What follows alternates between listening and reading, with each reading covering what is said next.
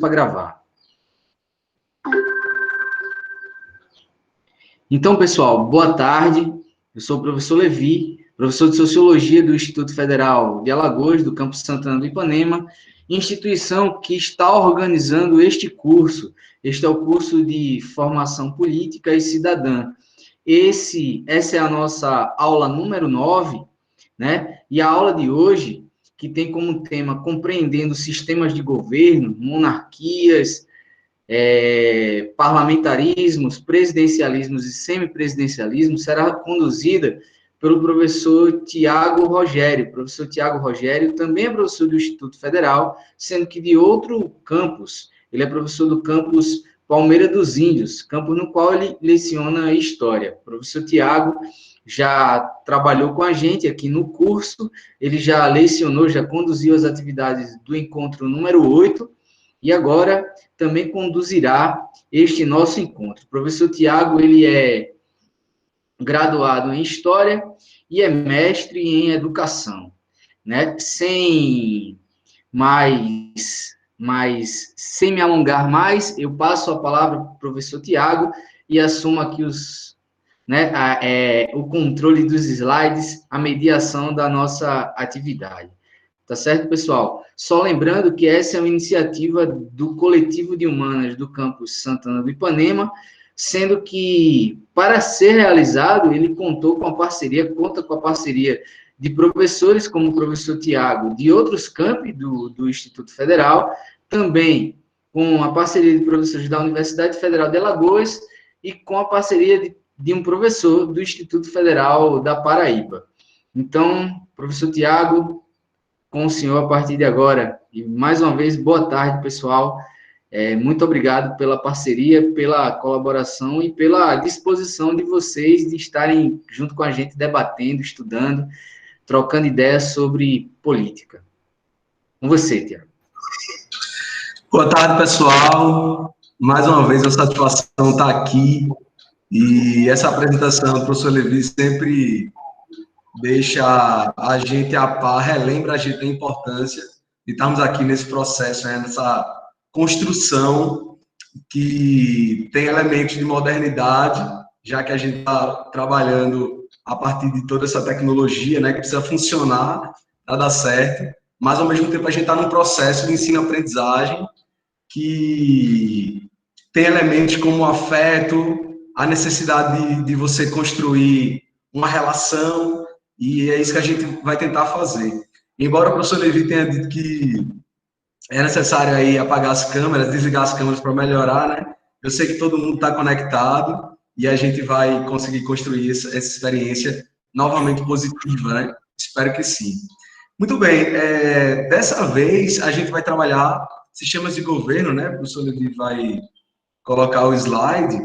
E, semelhante ao que a gente fez outra vez, eu vou trazendo elementos teóricos, mas também, dessa vez, vou propor uma maior participação.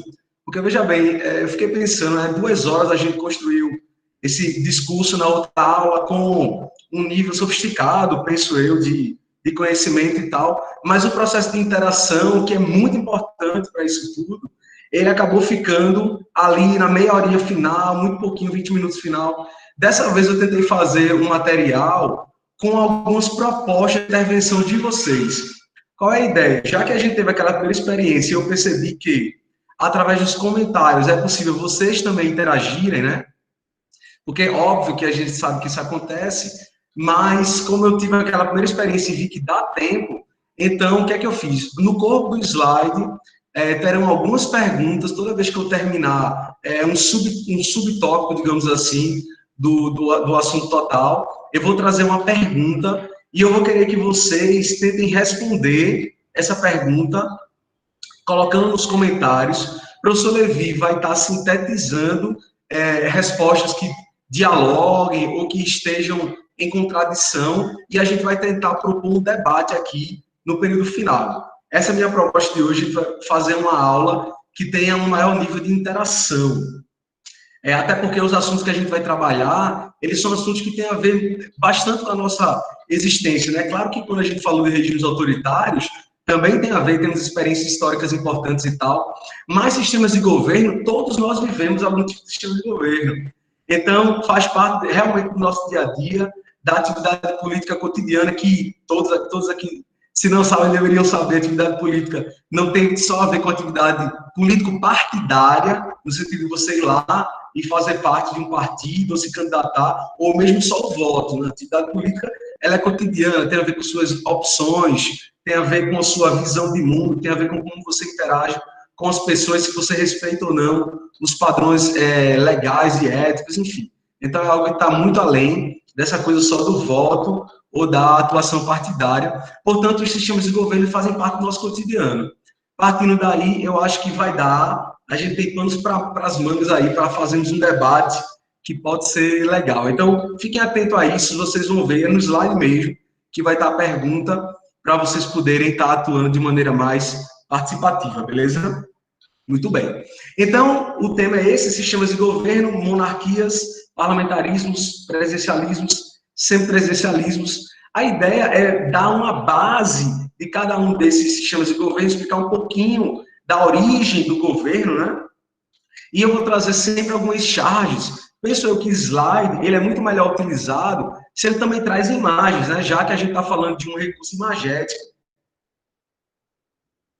Então, eu vou trazer sempre imagens para a gente estar analisando charges e tal ao longo desse material, certo? Muito bem, então temos aí uma charge, né, sobre sistemas de governo mundo afora, alguns países diferentes, países não muito comuns, exceto o Brasil.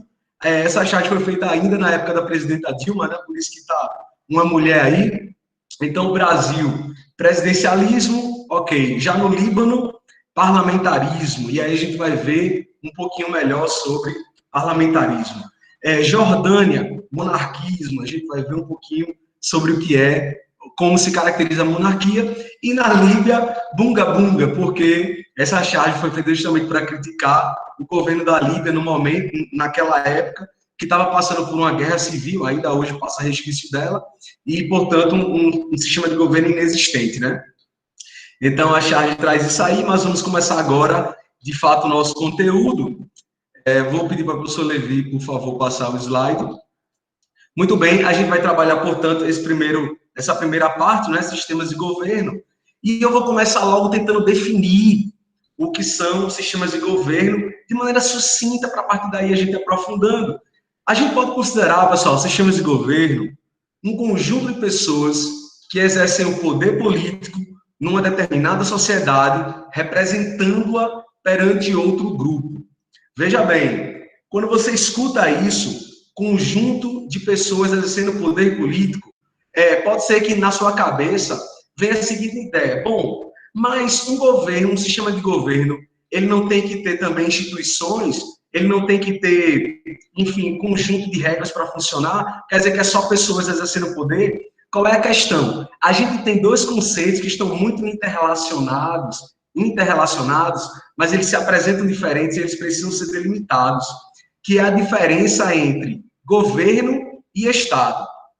Antes de ir para essa diferença, eu queria colocar uma questão muito importante. Todo governo, ele representa um grupo social, ele representa uma sociedade perante os outros grupos.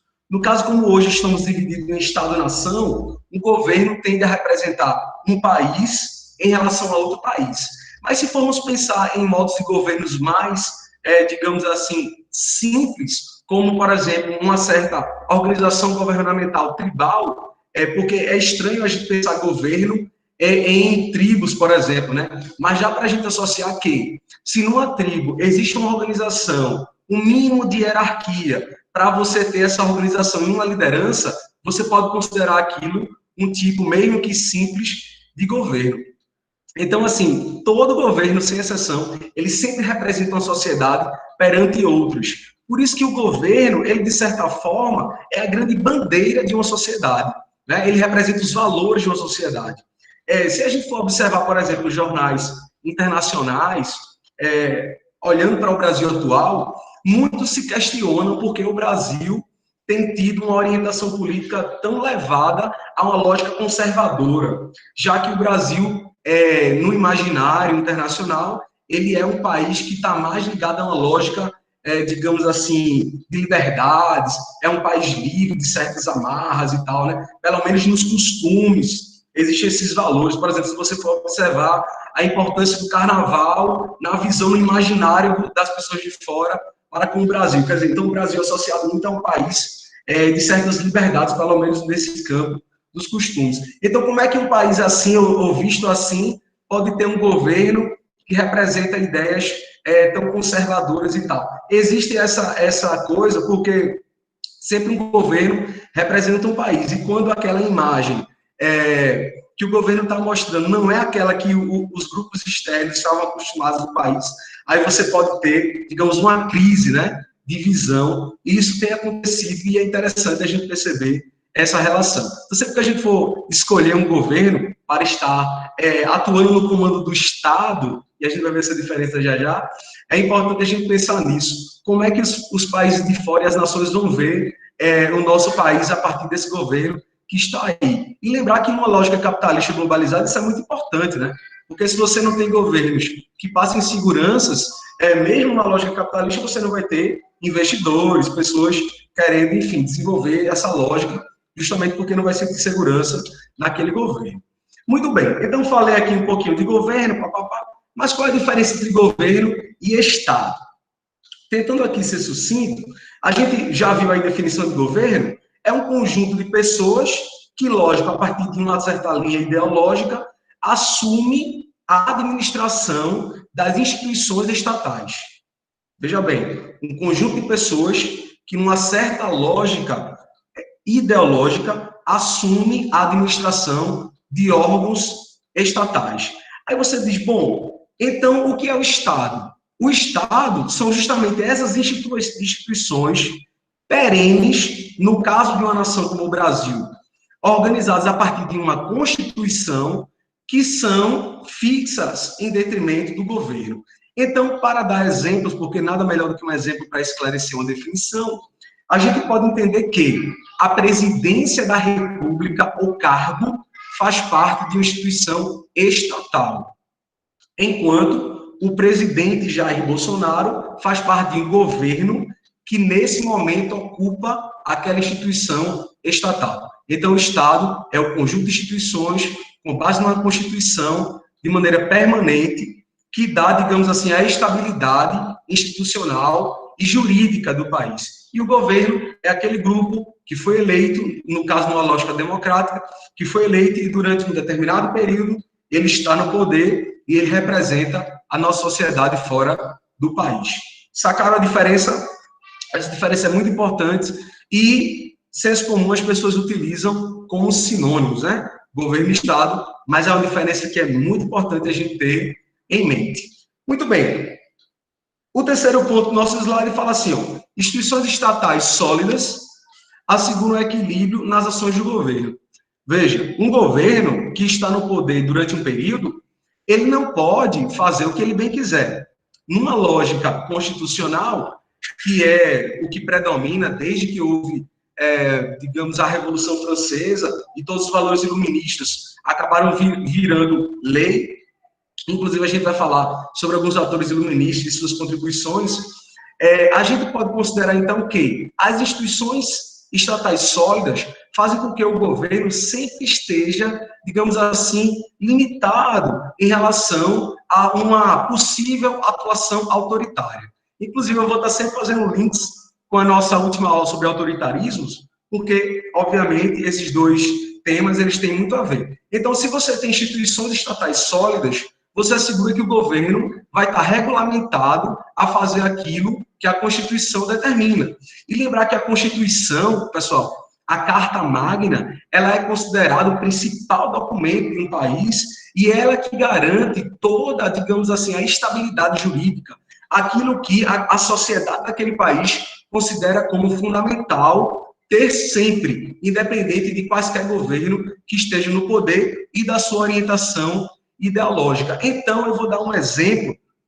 Quando um determinado presidente, qualquer que seja, ele cria uma lei, ele propõe, por exemplo, um decreto, que é uma coisa mais imediata, e aquele decreto ele está em desacordo com a Constituição, cabe a outros poderes, no caso aqui, desse exemplo, ao Poder Judiciário, analisar aquele decreto e ver se ele está ou não de acordo com as instituições, com que as instituições determinam com base na Constituição. Então, você ter o Estado sólido, instituições estatais sólidas, garante que o governo vai estar limitado por aquilo que seria mais importante continuar. Muito bem? O quarto ponto, a gente vai falar... eu vou citar um historiador importante chamado Yuval Harari, que inclusive eu trouxe um pouquinho dele, bem rapidinho, na nossa aula anterior, esse historiador israelense, e ele coloca uma coisa interessante, né? No livro Sapiens, ele vem falando sobre o desenvolvimento da humanidade, como é que o Homo sapiens se transformou nesse animal que controla outros animais, que tem uma maior proeminência em relação ao controle da natureza, etc. E ele vai desconstruindo muitas certezas que a gente tem sobre aquele período, sobretudo com foco na chamada pré-história, né? Que é um período um pouco, digamos, esquecido na escola, mas fundamental. Não é fundamental porque eu sou professor de história e estou dizendo não, é porque realmente sem a pré-história você não entende a base da formação daquilo que é mais fundamental para a nossa organização social. Entre essas bases, o nascimento dos governos e dos estados. Então, Harari, ele dá uma explicação muito interessante para como os governos e estados foram surgindo ainda na antiguidade. Veja bem. Com base em observações, inclusive antropológicas, Harari chega à conclusão que, ao longo da história, grupos humanos com mais de 150 pessoas não tem muita dificuldade de se organizar sem ter uma centralização. Ou seja, toda vez que você tem mais ou menos 150 humanos, disso a mais, vivendo juntos, é necessário haver a construção de normas de convivência mais bem delimitadas para que você possa ter um desenvolvimento ou mesmo uma organização daquele lugar. Portanto, a partir do momento que a gente estabeleceu que a gente teve conjuntos humanos de mais de 150 pessoas, foi necessário você criar uma centralização na organização. 150 pessoas, você observa que é pouca gente, né? Então, a gente está falando que já em tribos mesmo, como os nativos brasileiros, por exemplo, você já tinha uma certa organização governamental. Eu quero usar com cuidado essa palavra, porque eu sei que quando a gente escuta governo, a primeira ideia que vem à cabeça é uma estrutura muito grande, burocrática e tal. Mas eu estou considerando aqui governo de seu surgimento. E o conceito de governo que eu citei aí foi conjunto de pessoas que exercem poder político. Então, isso pode acontecer de maneira muito simples. Mesmo com 200 pessoas, você pode ter um conjunto de 3, 2, 1, 5 que exercem o poder político. Então, é governo nessa ideia histórica, né, do surgimento do governo, beleza? Muito bem. Então, a partir de 150 pessoas, já necessita de um certo tipo de administração, portanto, de um certo tipo de governo. E aí, eu trago essa charge de Mafalda, né? Mafalda que eu acho que todos aqui conhecem. Na escola, a gente vê muito, no Enem cai Mafalda, enfim. Uma tirinha de Mafalda, e vamos ver aí o que Mafalda nos ensina. A professora fala assim: do que vocês estão brincando? Aí Mafalda e seus amigos de governo. Bom, nada de bagunça, hein? Aí Mafalda: não se preocupe, não vamos fazer absolutamente nada. É curioso isso, porque veja, como é que pode instituição que existe justamente para organizar e que representa outros estar associada a absolutamente não fazer nada? Então, é um contraditório muito interessante, mas a gente entende esse contraditório a partir também do exercício de poder, né? Então, um grupo de pessoas, a partir do momento que exerce poder, pode também sentir o desejo de usufruir-se desse poder, né? E aí a gente tem um desvio desse caráter, por exemplo. Então, aprofundando aí, continuando a ideia de nascimento dos governos, a gente viu aquelas conceituações iniciais, agora vamos para nascimento, né? Trazendo aqui uma visão um pouquinho histórica da coisa. A gente pode considerar, pessoal, que os governos, eles começam a nascer a partir da Revolução Agrícola, 12 mil anos atrás. Aí você pode pensar, revolução agrícola, o que é que isso tem a ver com o governo? Então, Harari, ele também traz essa contribuição historiador que eu citei agora há pouco, que é o seguinte, a partir do momento que a gente começou a ter as primeiras plantações e foi necessário as pessoas se organizarem para plantar e colher, era necessário também uma manutenção dessa organização. Porque, veja, uma plantação, uma atividade agrícola, ela exige o tempo todo cuidado. Então, inclusive, é muito interessante que a gente use o termo domesticação das plantas, né? Primeiro do trigo, inclusive, ali no Oriente Médio, e Harari ele faz a seguinte pergunta: será que não foi o trigo que nos domesticou? Porque, veja, na medida que o trigo exigia cuidado constante, então a gente passou a viver em torno do trigo. Então a gente passou a ter a necessidade de criar cidades, a gente, portanto, nós nos sedentarizamos por causa disso, e todos sabemos que a partir do nascimento das cidades, que tem também o desenvolvimento dos governos e do Estado. É curioso que a gente pode dizer, então, que Estado e governo se desenvolveram mais ou menos ao mesmo tempo, a partir desse processo de sedentarização posterior à Revolução Agrícola. Então, veja, os governos, mesmo que simples, mesmo aquele governo ali tribal, aquele conjunto de pessoas organizando ali 200, 300, 400, 500 pessoas, nasceram em função da concepção também de Estado. Aí você deve estar se perguntando, certo? Mas como assim governo e Estado nasceram ao mesmo tempo? Vou explicar. Bom, você teve um conjunto de pessoas que teve que dar uma organização. Mas para que aquela organização fosse permanente, instituições precisaram ser criadas, né? Então, eu vou dar um exemplo aqui bem conhecido. Vamos para falar da Mesopotâmia, do Código de Hammurabi. O Código de Hammurabi, conjunto de leis, primeiro conjunto de leis escritas, foi feito pelo rei Hammurabi, babilônico, justamente para garantir a estabilidade daquilo que ele considerava correto. Então, é necessário você criar uma instituição, foi necessário criar uma instituição, o conjunto de leis, o Código de Hammurabi, onde a lei mais famosa é a lei do talião, olho por olho, dente por dente, né? Uma lógica de proporcionalidade da pena, que é, inclusive, uma sofisticação jurídica. Primeiras leis escritas, porque antes todas as leis eram consuetudinárias, faladas apenas pela oralidade. A partir do momento que você estabeleceu a escrita, você garante também uma maior, digamos assim, uma relação mais clara das pessoas com aquilo, né? Porque todo mundo pode ter acesso a lei e tal. Mas, enfim, o que eu estou querendo dizer é que o Código de Hammurabi, portanto, é a organização do Estado, percebe? É a estrutura que vai permanecer mesmo depois que Hammurabi morrer, o código vai continuar regulamentando a sociedade babilônica. Então, por isso, governos e estados foram um constituindo o outro, né? E na medida que o Estado ele começou a ficar robusto em certas condições, então o governo poderia mudar, que o Estado garantiria uma estabilidade daquele certo regime. Bom, historicamente, a atuação do governo está relacionada também à ação do poder executivo.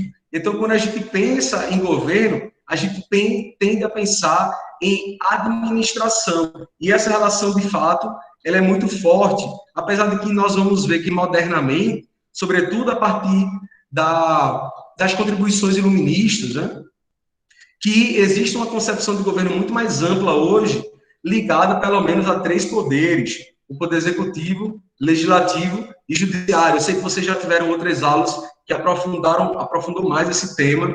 Então, hoje, a gente não pode pensar governo somente ligado à lógica do poder executivo, como sinônimo, mas historicamente existe, de fato, essa relação, beleza?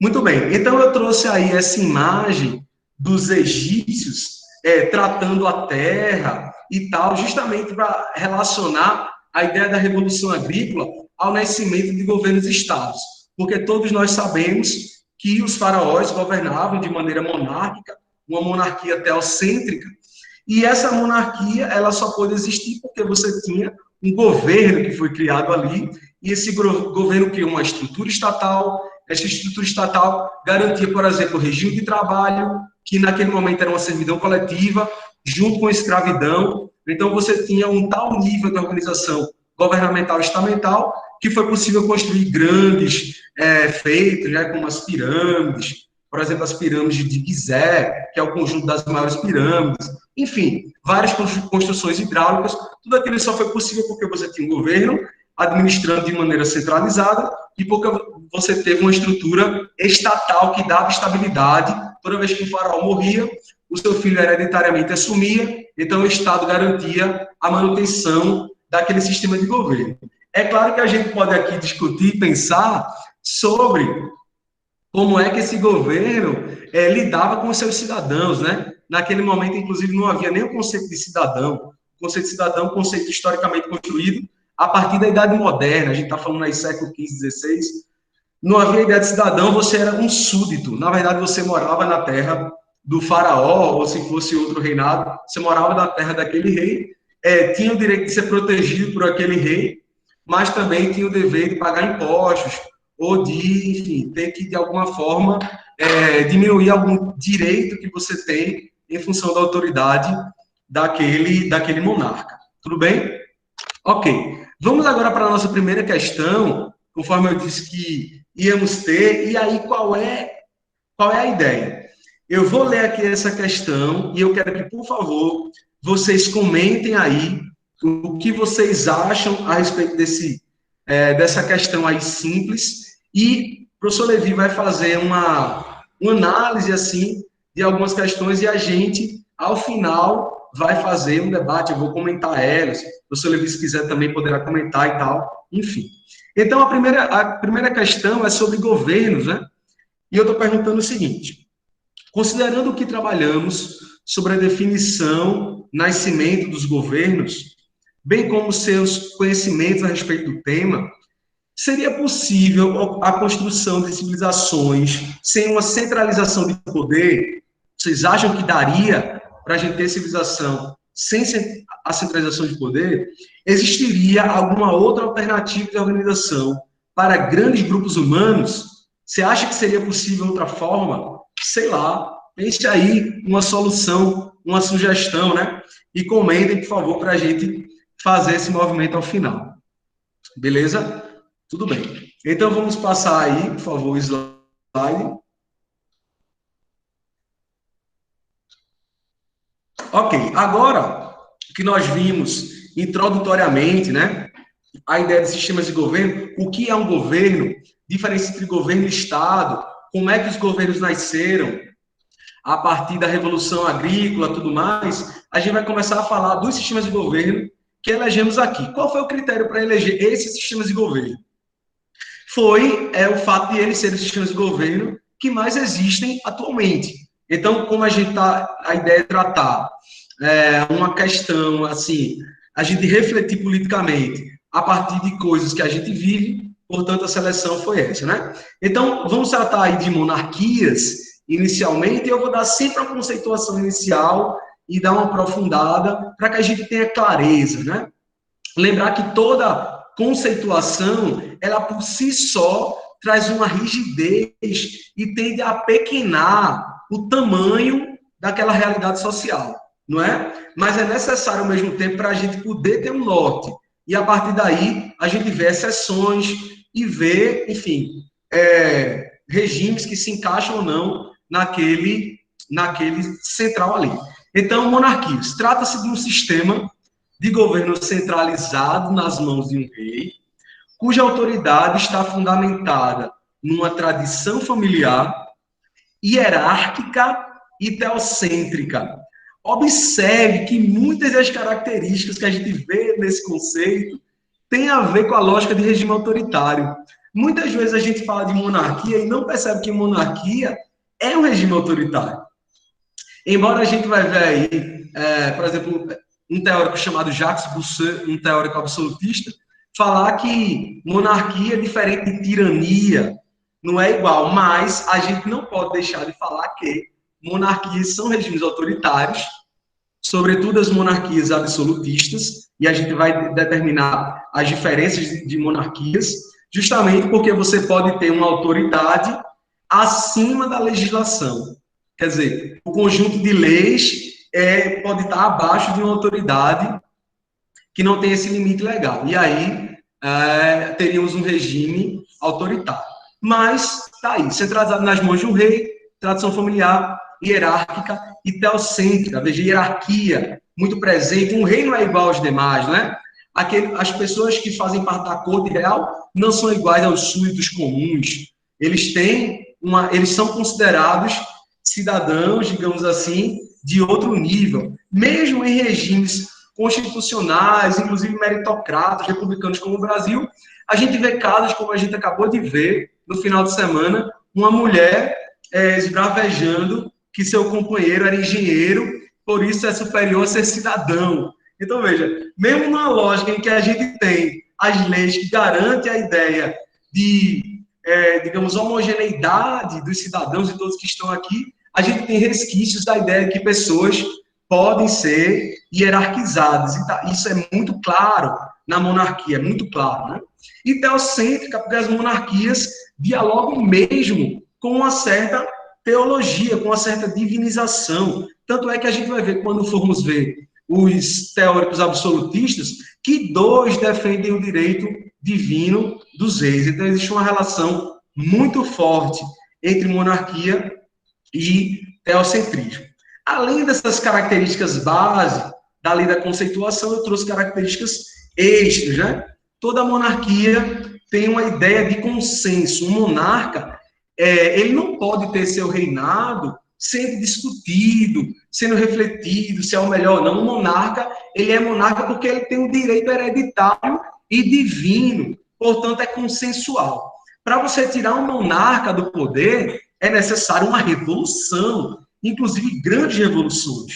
A Revolução Inglesa, a Revolução Gloriosa, no século XVII, a Revolução Francesa, 1789 até 1799, foram revoluções sangrentas, onde os reis que estavam ali no poder tiveram suas cabeças decapitadas. Então, é sempre muito traumático você acabar com o consenso de uma monarquia. Uma monarquia, ela exige essa ideia de consenso, porque está fundamentada nessa lógica mais ou menos teocêntrica, na tradição familiar e numa hereditariedade. Monarquias também têm base em patriarcalismos. E isso é muito forte, porque quando a gente pensa em patriarcalismo, né, a gente tem que imaginar que patriarcalismo tem a ver justamente com a lógica de você ter alguém que assume e exerce um poder e os outros estão abaixo. Né? Existe uma hereditariedade, e isso é muito forte na lógica do patriarcalismo. Beleza? Mesmo que possivelmente a gente venha a ter rainhas, né? Enfim, reis, mulheres, rainhas. Mas se formos olhar assim, à luz da história, veremos que são exceções. Na verdade, as poucas rainhas que tiveram poder absoluto confirmam a regra, que o patriarcalismo é o que predomina e que normalmente reis são homens, inclusive algumas monarquias, sobretudo os absolutistas do século XVI e XVII, só homens, meninos, que eram considerados herdeiros do trono, beleza? Ideia de estabilidade relacionada à monarquia. Aí eu trouxe o exemplo do Brasil Império, que é um exemplo muito interessante, que é o seguinte: quando no início do século XIX, eu estou falando aí entre os anos 1810 e 1820, a América começou a se tornar independente, só os Estados Unidos, que ficou em 1776, né? Os outros países latino-americanos, no caso, começaram a ficar a partir aí do início do século XIX, todos eles tenderam a virar a república. E o Brasil continuou a ser um império. E assim, aquilo naquele período histórico era considerado uma vantagem política para o Brasil, porque o fato do Brasil ter continuado império fez com que o Brasil continuasse estável, entre aspas, politicamente, porque não teve revoluções, não teve divisão territorial, o Brasil continuou a ser grande territorialmente, e isso teria garantido uma certa estabilidade, né? O fato do Brasil só ter tido 2 imperadores, embora a gente, inclusive, fale o nome imperador, a gente vai ver aí ao longo da aula que existe diferença entre império e monarquia, e na real mesmo, Pedro I e Pedro II não foram imperadores, eles eram monarcas, né? O fato é que aquilo no imaginário, traria uma certa estabilidade. Por isso que eu botei ideia de estabilidade, certo? Mas, claro que essa estabilidade sempre vem junto de uma rígida hierarquia, de uma desigualdade social, de uma ausência de qualquer tipo de mérito, né? Porque o que garante o seu lugar na sociedade é o seu status de nascimento, é uma hereditariedade, enfim. Então, essa estabilidade é para a manutenção do status quo, né? Para a manutenção de um determinado status e não para uma mudança em prol de uma maior igualdade ou maiores liberdades, por exemplo. Mas o fato é que o Brasil Império deixou essa visão ali. O Brasil era considerado, portanto, um lugar estável, porque preservou seu território, enquanto a América Espanhola se dividia em várias republiquetas. Eles falavam, inclusive, assim, em documentos oficiais e tal. Muito bem, então, a diferença entre monarquia e império. Essa coisa de monarquia e império é sempre uma dúvida muito presente, né, nas aulas, e o pessoal fica, eita, qual é a diferença e tal. E, de fato, existe uma relação muito forte em monarquia e império, né? Existe uma tendência da gente achar que é a mesma coisa, que é muito parecido. Então, vamos tentar aqui definir. A gente tem uma pessoa que centraliza o poder e não necessariamente essa pessoa ela quer poder colocado para outros locais que não seja o seu local de origem. Então, o monarca que assume o poder, e é só um monarca, não é um monarca imperialista, não é um monarca que quer se fazer imperador, ele não tem a priori o desejo de transformar aquele seu reinado em conquistador de outros reinados. Não necessariamente. Ele quer preservar um certo território que tem uma tradição e que ele seria o protetor, a pessoa que resguarda. O monarca, ele tem um elemento de militarização. Os primeiros reis, assim, dessa tradição que a gente está falando mais, que é a tradição do Estado moderno, que a gente vai adentrar um pouquinho já já, são reis que surgiram ainda no período medieval. Eram senhores feudais. Eram senhores feudais de grande porte que, enfim, centralizaram o poder, viraram reis absolutistas. Então, essa monarquia tem a ver com a lógica militar, mas ela não tem a priori o desejo de imperializar outras nações. Já o império, ele tem como fundamento econômico o processo de conquista de outras nações. Então, para um império, sem império, a pessoa que está no poder, ela tem que ser militarizada, e um dos elementos econômicos que garante o funcionamento daquele lugar é justamente você ter um processo de conquista. É o que explica todos os impérios de antiguidade, o Império Persa, o Império Romano, todos eles funcionavam a partir desse processo de conquista de nações e de cobrança de impostos daquelas nações. Mesmo os imperialismos do século XIX, quando a Europa saiu, por causa do processo da Segunda Revolução Industrial, e foi imperializar a África, dividiu a África toda, dividiu a maior parte da Ásia e tal, aqueles países europeus eles tinham como objetivo tirar alguma vantagem econômica daqueles lugares, da África e da Ásia, para poder desenvolver sua economia. Quer dizer, o império faz parte da lógica do império a conquista e desenvolvimento econômico a partir da exploração. Não quero dizer com isso que uma monarquia ela não possa ser imperial. Você pode ter uma monarquia imperial. E o maior exemplo da monarquia imperial é justamente a monarquia vitoriana do século XIX, que é a monarquia inglesa, né? De Vitória, da Rainha Vitória no século XIX, no Reino Unido, porque foi justamente a Rainha Vitória que empreendeu os primeiros processos de colonização da África, e ela era uma rainha, era fundamentada numa lógica monárquica, mas ela teve uma atividade imperialista. Então, tranquilo, você pode ter um rei que tem uma atividade imperial, mas uma monarquia não se faz exatamente dentro dessa lógica de exploração de outros lugares. Mais uma coisa que eu quero falar de diferença de monarquia e império é o império, ele valoriza um nível um pouco maior a lógica do mérito. Como assim o mérito? Para o imperador conseguir se manter no poder, ele sempre tem que ser um conquistador. Ele tem que estar sempre num processo constante de conquista. Se ele não consegue ser um conquistador, aquela figura ela pode estar em dificuldade de se manter politicamente e você pode ter uma revolta com mais facilidade de tirar aquela pessoa do poder.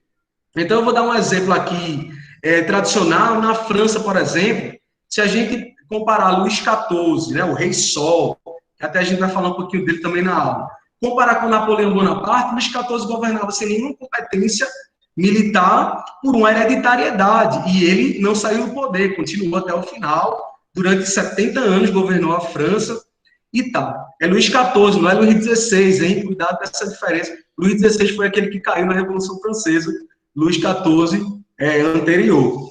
Enfim, já Napoleão só conseguiu virar imperador porque ele teve méritos militares, de conquista, então, e também na França, né?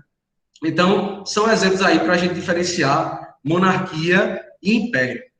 Essa imagem é a imagem da coroação da Rainha Elizabeth II.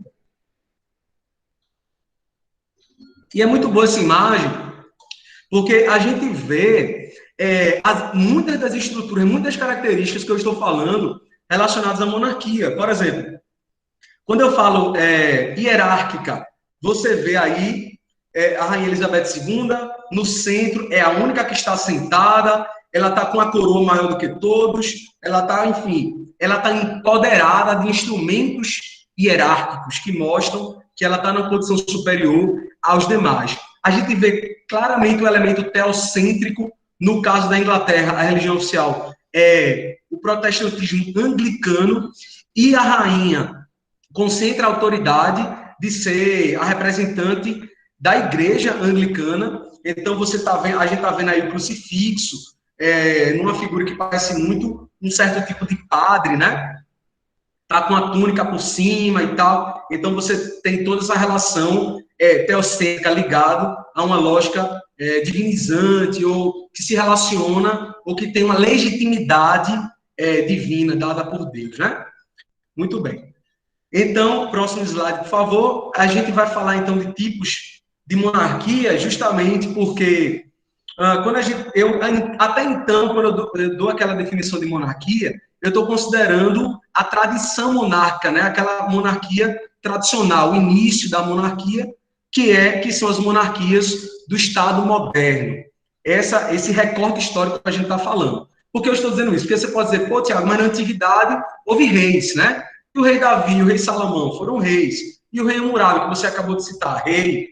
Mas aquelas monarquias eram fundamentadas em outro tipo de organização, que ainda tinha algumas dessas características, mas para a gente poder organizar uma aula que tenha mais a ver com o nosso cotidiano, eu fiz esse recorte e trazer características mais atuantes, digamos assim, das monarquias modernas, das monarquias a partir do século XV e XVI.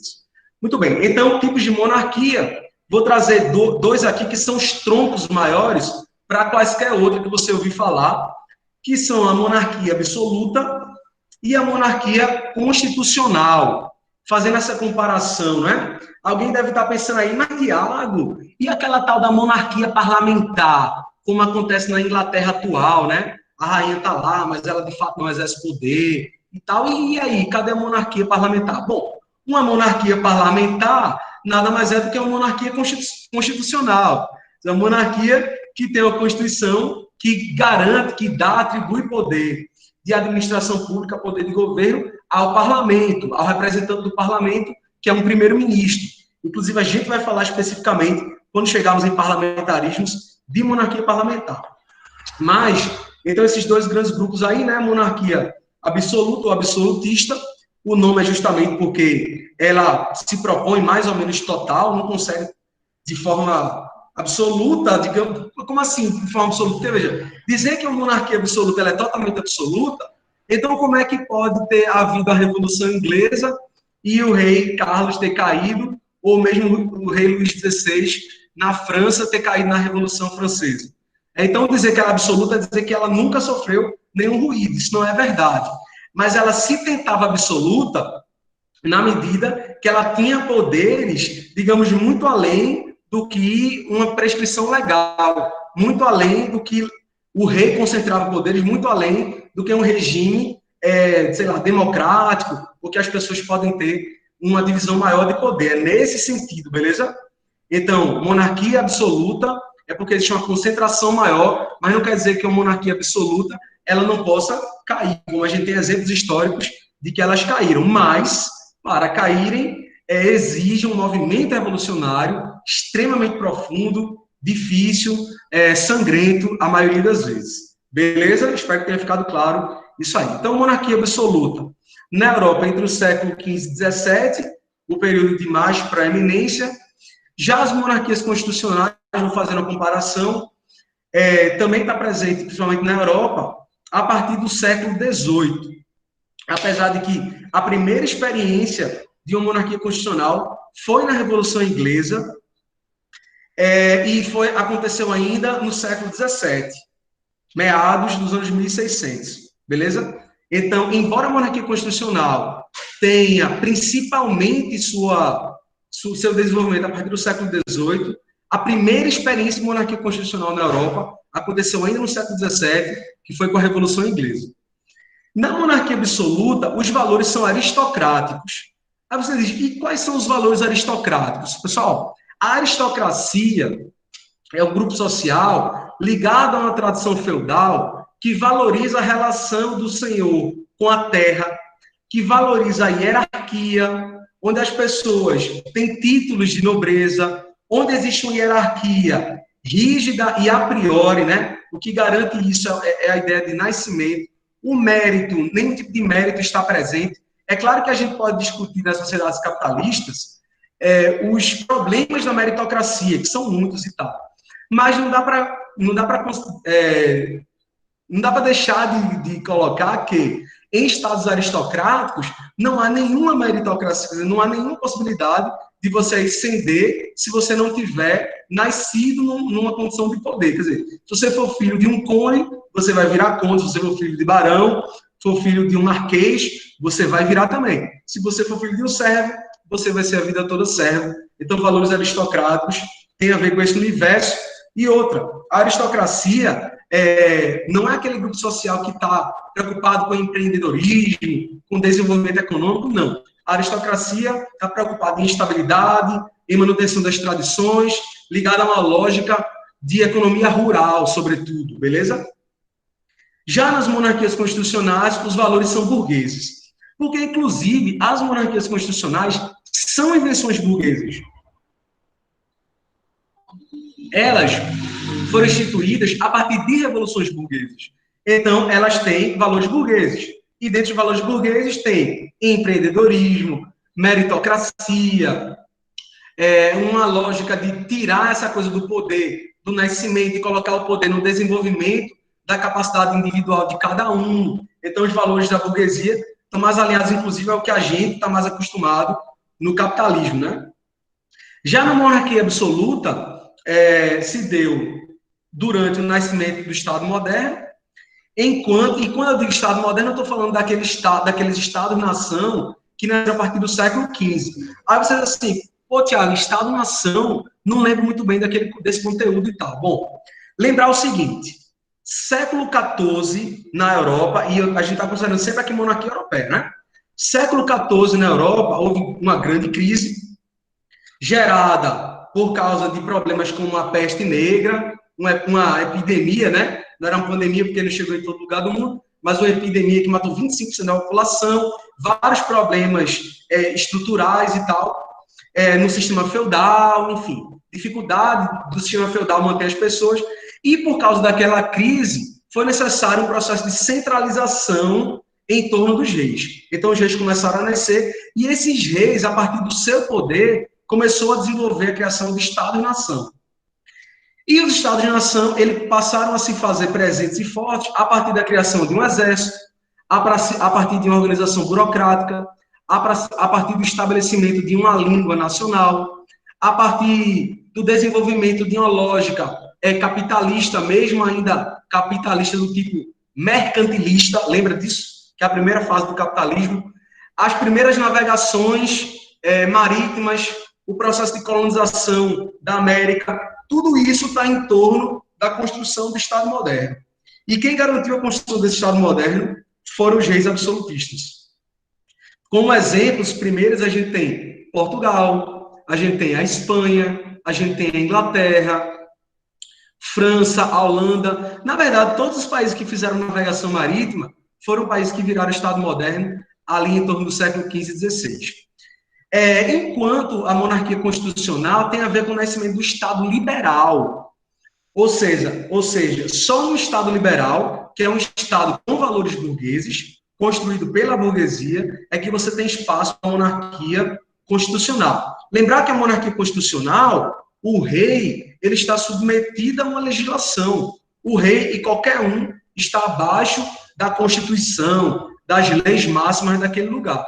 E isso é um valor característico da burguesia, um valor implementado pelo iluminismo, que a gente vai discutir daqui a pouquinho.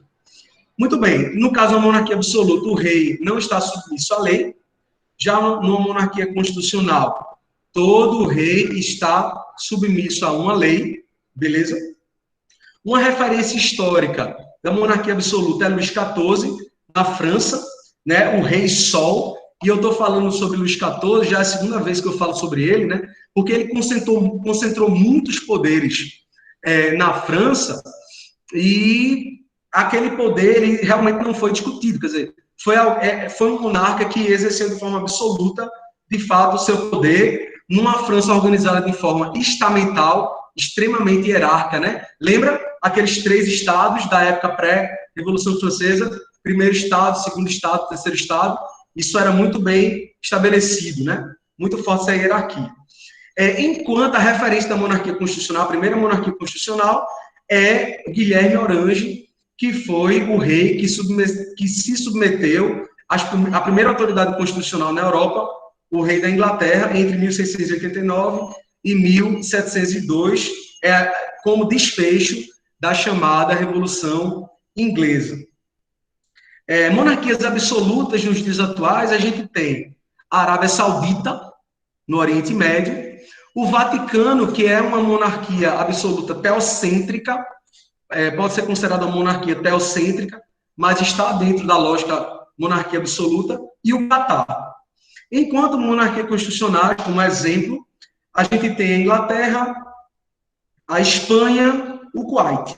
São exemplos de monarquias constitucionais que a gente vai ver mais aprofundadamente já já. Muito bem. Então, falando aí sobre teóricos absolutistas, eu quero destacar que, como a gente viu na aula passada, a maioria dos regimes autoritários, eles não têm como fundamentação uma lógica que tem como base preceitos científicos, que tem a organização num método. A maioria dos regimes autoritários, eles têm como princípios questões ligadas mais a uma tradição, uma certa lógica teocrática, como eu venho falando aqui nas aulas. Isso é o que nos aponta, o que nos fala Norberto Bobbio, né, que foi a minha referência para a construção daquela aula sobre autoritarismo. Mas a gente vai ver aqui alguns teóricos absolutistas que tentaram, e alguns conseguiram, como Nicolau Maquiavel, Thomas Hobbes, dar uma estrutura racional ao absolutismo. Então, foram teóricos, foram estudiosos, que tentaram explicar o absolutismo utilizando a razão, né? Utilizando, enfim, preceitos racionais. Primeiro, famosíssimo, Nicolau Maquiavel, né? De onde vem aquela derivação, aquela adjetivação da palavra Maquiavel, né? Maquiavélico, que seria alguém que quer fazer o mal e tal. Isso não tem nada a ver, necessariamente, com o que Maquiavel falou, porque a gente precisa contextualizar o que ele disse, né? Ele era, eu vou explicar já com detalhes, mas ele era o conselheiro do príncipe, de um príncipe de uma cidade italiana, da cidade de Florença, e como tal, ele precisava garantir a estabilidade política daquele lugar. E no livro O Príncipe, ele organizou, digamos assim, a partir de certos preceitos, de certos fundamentos racionais, como é que a política deve acontecer. Ele é considerado um teórico realista, né? Que vê a política na sua realidade e tal. E aí, a ideia de fins justificam os meios, que é um aforisma, uma frase muito comum atribuída a Nicolau Maquiavel, não foi, na verdade, dita por Maquiavel. Você não tem no Príncipe essa frase, os fins justificam os meios.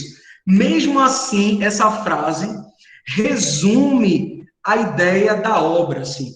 É uma frase que fala muito, de fato, sobre o que Maquiavel queria dizer quando ele apontou as suas questões.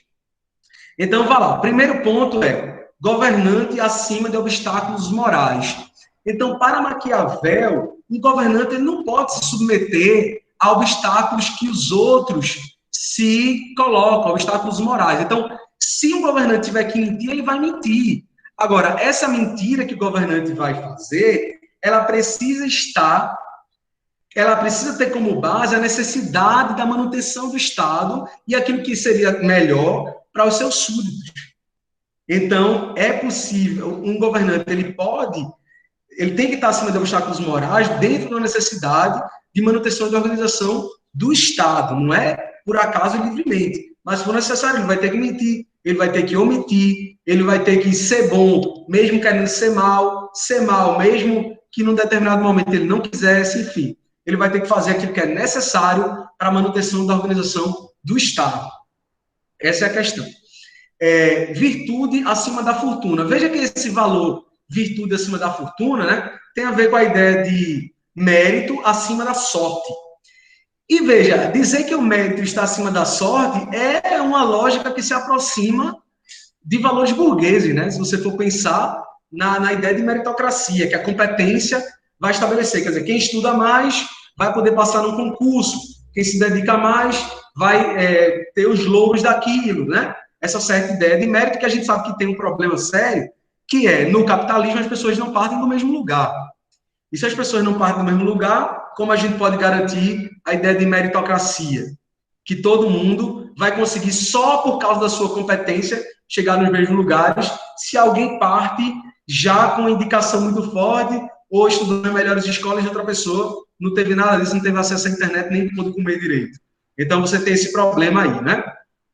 Mas, de todo jeito, virtude acima da fortuna, aqui voltando para Maquiavel, seria, portanto, que um governante, ele não pode se contentar com a sorte, né? A hereditariedade, a lógica teocêntrica, a tradição familiar não vai garantir ele no poder, ele precisa ter mérito. Inclusive, está acima de obstáculos morais, né? Quer dizer, inclusive quando for necessário mentir, quando for necessário ser forte e tal. E aí, um terceiro ponto, melhor ser temido do que amado. Essa é uma ideia muito curiosa, né? Mas é real, mas ela tem a ver com a seguinte ideia, que o amor, para Maquiavel, ele parte do princípio que as pessoas são egoístas, assim como Thomas Hobbes. O amor é algo volátil, né? Porque eu posso te amar agora, mas se você fizer alguma coisa mal para mim e tal, rapidamente eu vou esquecer daquele amor. É volátil. Enquanto o temor, não. Sempre eu vou temer uma sanção, sempre eu vou temer uma violência, sempre eu vou temer a perda de alguma coisa, enfim. Então, melhor ser temido do que amado. No caso do governante, agora veja, quando ele fala isso tudo, não é que ele era mal, que ele estava querendo, eita, essa ideia para todo mundo. Ele fez um tratado para os governantes. E ele partia do princípio de que a realidade é essa. A realidade de disputa de poder exige isso. Então, claro, manutenção de um poder absolutista, né? Obviamente. Então, por isso essa ideia. Portanto, considerar maquiavélico, no sentido que quer um mal e tal, isso é uma má interpretação da sua ideia, beleza? Dos seus conceitos. Muito bem. O próximo é Thomas Hobbes, que inclusive eu citei também na aula passada, né? O livro Leviatã e tal. Hobbes era inglês e falou daquele Estado todo-poderoso, um Estado que deveria estar acima das pessoas, concentrar o poder de todos, justamente porque as pessoas têm um egoísmo natural. E o fato das pessoas terem um egoísmo natural faz com que haja necessidade de o Estado ter que regulamentar esses egoísmos, centralizando no Estado um pouco das liberdades que cada pessoa tem. Veja, Thomas Hobbes considera que todo mundo é livre e deve ter autonomia. O problema é que, como nós somos naturalmente egoístas, se cada um for livre e quiser ter autonomia, vai haver choques, vai haver conflitos nesses desejos. E, por causa disso, o Estado tem que existir para regulamentar essa coisa. Então, haveria um contrato social, extraoficial, obviamente, um contrato social que não está escrito, mas existe, entre o rei e a sociedade, para que haja essa relação mútua. o rei vai concentrar um pouco das liberdades de cada um e vai, a partir dessa concentração, poder organizar os egoísmos coletivos, beleza? As rugas coletivas. E ele organizou isso na obra O Leviatã. Inclusive, o Leviatã é um monstro bíblico, né, que está contido na Bíblia. Muito bem. O próximo teórico absolutista é o Jean Bodin, ele é um francês, e aí a gente vai começar a falar dos caras que defenderam o direito divino dos reis, que é a ideia de que um rei é rei porque ele tem um direito divino de ser. E, portanto, essa soberania, ela é perpétua. Essa soberania, ela é para sempre. Ela está desde que o rei começa no poder até o dia que o rei morre, a não ser que o rei queira renunciar. E se esse rei quiser renunciar, vai haver a garantia dessa perpetuidade, já que seu filho é que vai assumir, e se o filho daquele rei existe daquele jeito, é porque Deus quis, né? Existe um direito divino que garante isso, beleza? E é Jean Bodin que coloca a diferença em monarquia e tirania. Como as monarquias têm essa garantia do direito divino, ela tem uma legitimidade superior. Ela não é uma tirania. Uma tirania é quando alguém exerce um poder de forma autoritária, isso para Jean Bodin, ok? Para Jean Bodin. Quando alguém exerce um poder autoritário e ele não tem uma legitimidade divina, por exemplo. Aquela pessoa é um tirano, mas um monarca não seria um tirano na percepção desse francês. E a obra na qual ele defende isso é a obra Os Seis Livros da República. O nosso último teórico absolutista é o Jacques Bossuet. Jacques Bossuet também é um francês, um grande orador, também defende o direito divino, né? E fala que os reis devem governar como se fossem pais de uma nação, né? Veja a lógica patriarcalista, aquela característica que eu falei agora há pouco. Então, os reis devem organizar como se fossem pais, e ele criminaliza a crítica ao rei. Você não pode criticar. Tirar um rei do poder é atacar diretamente o Deus daquele país, porque o rei tem um direito divino. E a obra é a política tirada das Santas Escrituras.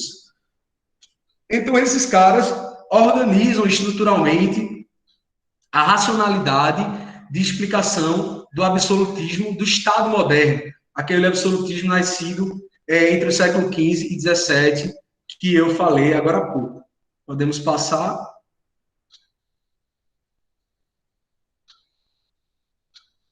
Muito bem. Aí, eu vou colocar mais uma questão. Eu sei que já está ficando grande aí os comentários, eu estou vendo aqui 79 comentários. O professor Levi está colocando umas pontuações aí, mas, por favor, a cada questão vocês coloquem a opinião de vocês, tá? Porque é a partir daí que a gente vai ter material para debater, beleza? Bom, eu espero que dê tempo, porque a hora já está voando, né? Questão de monarquias. Considere a imagem ao lado. Essa imagem, pessoal, são brasileiros. Nessas últimas manifestações aí que a gente vem tendo, de 2, 3 anos para cá, que estão com a bandeira da época do Brasil República, né? Ou, perdão, da época do Brasil Império, perdão. Da época do Brasil Império. E, então, considere a imagem ao lado e relata impressões sobre o pedido de retorno do regime monárquico no Brasil e sua opinião a respeito do tema. Veja que, como é curioso, a bandeira do Brasil Império, ela tem a base verde e amarela da nossa bandeira atual, do Brasil República, né? E é muito curioso que todo mundo aqui aprendeu na escola que o verde e amarelo tem a ver com as matas, e tem a ver... Levi, pode voltar lá, só para falar rapidinho da bandeira. Tem a ver com as matas, tem a ver com o ouro, né? O verde e amarelo e tal. Mas, na verdade, o verde e amarelo são as cores da Casa Real de Bragança, que era a Casa Real de Pedro I e Pedro II. Então, o verde e amarelo não tem nada a ver com a tradição republicana. A República ressignificou, né? Isso, e aí criou histórias que garantiriam uma certa legitimidade dessas cores. Então, assim, falar que, sabe quando a turma vai para as ruas, assim, nossa bandeira nunca será vermelha, né? Quando muitas vezes o pessoal ia falar. Mas, na verdade, a bandeira da República, essa não é a bandeira da República atual, é uma bandeira que deriva do Brasil Império, né? Quer dizer, é uma bandeira, sabe, que ela também, digamos, não é ela traz uma tradição imperial, uma tradição hierárquica muito forte. Inclusive, essa tradição ela está muito no nosso inconsciente coletivo. Você já pensou, quando se alguém aqui for pai, você tiver uma filha, normalmente a gente faz essa brincadeira com meninas, né? Até numa lógica meio sexista, mas enfim, não vou entrar nisso agora. A gente chega assim para nossa filha, quem tiver filho, diz assim: ah, minha princesinha, né? Minha princesinha, tal. Nunca você chega assim para sua filha e diz: ah, minha presidentazinha. Ou as meninas que estão aqui nunca foram chamadas de: eita, minha presidentazinha, vem cá, não sei o que, você é tão lindo. Sempre os pais chamam de princesinha. Quer dizer, essa lógica do nosso inconsciente coletivo muito ligado a uma lógica imperial. A gente tem muito isso na nossa linguagem, né? De que o regime imperial, a organização do império, veja, as princesas da Disney, né? Por que não são os presidentes da Disney? A Disney não foi construída num país que, inclusive, é símbolo de presidencialismo. Por que não são os presidentes? São as princesas. Porque esses valores considerados nobres, ligados a essa lógica monárquica, eles estão muito presentes ainda na nossa linguagem contemporânea, no nosso inconsciente coletivo. Então, passando agora, por favor. Então, agora a gente vai entrar nos parlamentarismos, né? E ver aí bem rapidinho, veja só. Eu vou ler aqui só esse primeiro ponto, fala assim: parlamentarismo trata-se do sistema em que a instituição parlamento, atribuída de poder legislativo, ou seja, de poder criar as leis, elege um de seus pares para o exercício do poder executivo, sendo este, via de regra, o representante do governo. Veja bem, num parlamentarismo você tem uma instituição que as pessoas votam nela, o parlamento, deputados e senadores, pessoas votam diretamente nela. Essa instituição escolhe um daqueles deputados ou senadores para exercer o cargo de poder executivo, sendo ele o representante do governo. Por que eu vou ter representante do governo? Porque em muitos parlamentarismos a gente tem um representante do governo e um representante do Estado, que são dois representantes diferentes. Como vai ter uma hora aí no slide que eu vou falar disso, eu não vou adiantar esse conteúdo para não ficar confuso, beleza? Muito bem. Então, seguindo aqui, relação histórica com a Revolução Francesa. Porque o parlamento, da maneira que a gente conhece, ela se construiu a partir da Revolução Francesa, inclusive as concepções de direita, centro, esquerda, para atribuir ideologias, também nasce com a Revolução Francesa, né?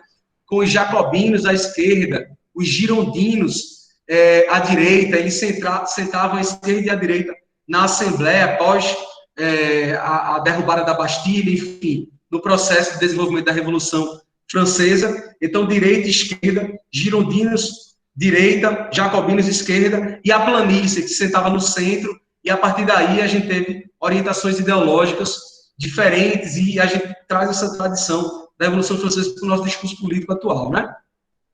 Muito bem, órgãos semelhantes ao parlamento ao longo da história. Não embora na Revolução Francesa o parlamento tenha essa cara que a gente conhece, ao longo da história houve outros órgãos parecidos, como assembleias medievais, os estados gerais, mesmo em governos absolutistas, cortes em períodos medievais, estamentos em períodos medievais, todos eram assembleias que poderiam funcionar mais ou menos parecidas com o parlamento.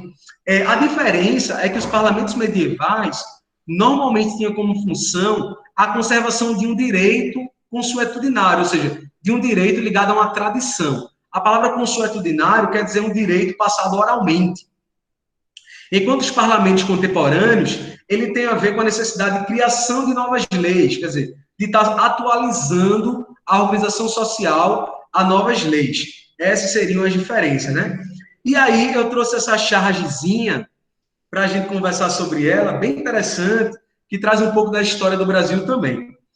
Na charge, um grupo de políticos, em 1963, chega para um grupo de pessoas e pergunta assim: querem parlamentarismo?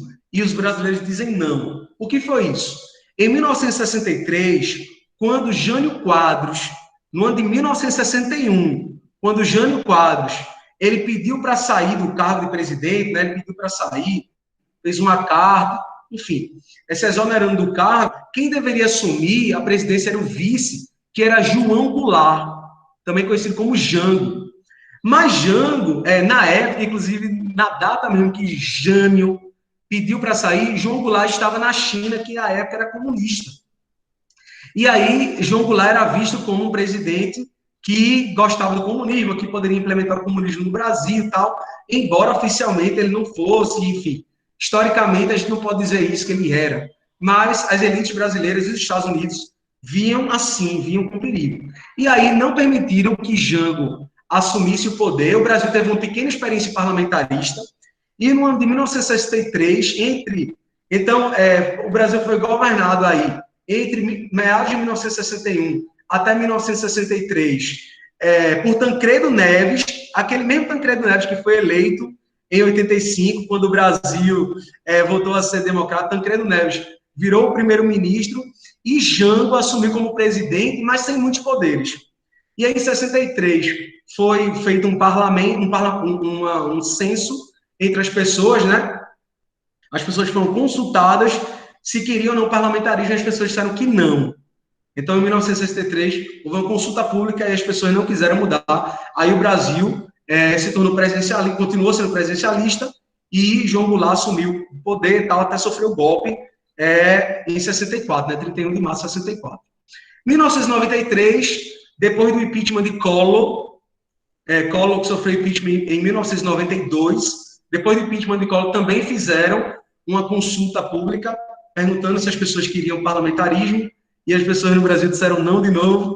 E aí hoje, isso era na época do governo, enfim, na época do governo anterior ao governo de Bolsonaro, e aí Michel Temer estava aquela coisa toda de perguntar se será que não era melhor parlamentarismo no Brasil, porque aí não precisaria de impeachment e tal. E aí hoje, que tal parlamentarismo? Colocam assim um bocado de pessoas imaginárias, porque o brasileiro, ele não quer parlamentarismo, né? Porque justamente a gente tem uma relação forte com uma certa ideia de uma figura no poder. Tanto é que a gente tende a centralizar no presidente, no imaginário social, toda a responsabilidade por um governo e tal. E a gente sabe que o governo não é feito só pelo presidente, né?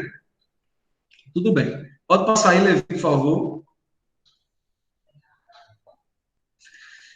Tipos de parlamentarismo. Então, o parlamento é eleito pelo voto popular. Você pode ter um parlamentarismo monarquista ou presidencialista. Normalmente, os parlamentarismos monarquistas é chamado de monarquia parlamentar, mas é a mesma coisa. Por isso que eu comecei falando de parlamentarismo, né? A partir do tronco parlamento. Então, o que seria uma monarquia parlamentar? É você ter uma estrutura de governo onde o primeiro-ministro, que é eleito pelos parlamentares, exerce a chefia do governo, e exercer a chefia do governo quer dizer que aquele primeiro-ministro ele tem, de fato, as atribuições administrativas. É ele que vai indicar os ministros, é ele que vai representar o país fora, é ele que vai tratar políticas públicas. Por exemplo, em época de pandemia, é o primeiro-ministro que vai decidir as coisas que vão ser feitas, enquanto o rei, numa monarquia parlamentarista, ele é o chefe de Estado, ou seja, ele não tem atribuições administrativas, mas ele tem atribuições simbólicas. Ele representa a permanência daquele Estado, ele representa as instituições. De certa forma, é como se ele fosse assim o contraponto, né? Do primeiro-ministro, mas na prática ele não tem poder administrativo, beleza? E numa lógica parlamentarista, como o primeiro-ministro ele sempre é escolhido pelo parlamento, ele pode muito facilmente ser retirado, então, teoricamente, as crises políticas elas são facilmente resolvíveis. Porque você pode, se você tiver um líder que o povo desagrade muito, é só você tirar ele, não precisa de impeachment, não precisa de o cara ter feito um crime de responsabilidade, como é no Brasil, por exemplo, né? Tudo isso. Na hora de ser preciso, simplesmente você troca, então, teoricamente, é mais fácil em regimes parlamentaristas, né? E exemplos de parlamentarismo monarquista: Espanha, Japão, Dinamarca, a própria Inglaterra, né? É um exemplo também. E já nos parlamentarismos presidencialistas, que seria o parlamentarismo presidencialista, normalmente, você não vai ver um jornal falar assim, parlamentarismo presidencialista. Normalmente ele fala só parlamentarismo. E quando um regime é dito assim, só parlamentarista, normalmente ele é desse tipo aí, parlamentarismo presidencialista. Que é quando você tem um primeiro-ministro, chefe de governo, exatamente como no parlamentarismo monarquista, mas em vez de você ter um rei como chefe de Estado, você vai ter um presidente. E esse presidente ele é eleito pelas pessoas, certo? Mas ele não tem atribuições de administrativas de fato, né? Ele apenas representa aquela contrabalança, representa o Estado, representa como se fosse as instituições. Exemplos disso, Alemanha, Itália, Israel, beleza? A gente vai ver que em regimes semipresidencialistas, você tem um presidente mais atuante, mas aí já é outra coisa, certo? Parlamentarismos tem essa característica, parlamentarismo presidencialista tem essa característica aí. Beleza? Pode passar, por favor. Muito bem. Então, vantagens e desvantagens do parlamentarismo, né? Principalmente comparando com o regime presidencialista, que é o nosso. Então, no caso, vantagens. Rápida resolução de crise política, facilidade e agilidade para aprovar leis, porque o executivo e o legislativo, eles são muito próximos. A pessoa que representa o executivo, que tem o poder de administrar, ela saiu do legislativo, quer dizer, faz parte dele, né?